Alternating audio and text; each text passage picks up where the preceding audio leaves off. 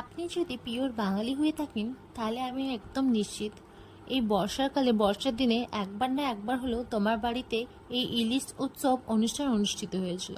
হ্যাঁ, সেই রকমই এক দুপুরে আমার ভাইয়ের জন্মদিন ছিল। তো সেই জন্মদিন উপলক্ষে দুপুরবেলাটা তেমন কিছু হয়নি, হয়েছিল ইলিশ মাছের ভাপা আর ইলিশ মাছ ভাজা ছিল। আর ইলিশ মাছের ভাজার পর যে তেলটা থাকে, কার কার এই তেলটা ভাতে মাখিয়ে খেতে ভালো লাগে প্লিজ কমেন্টে বলবেন। আর ইলিশ মাছের ভাপার পুরো ফুল রেসিপিটা জানতে হলে প্লিজ আমার চ্যানেলটাকে লাইক আর সাবস্ক্রাইব করে রাখবেন। আর লং ভিডিওতে এর ভাপার রেসিপিটা পেয়ে যাবেন।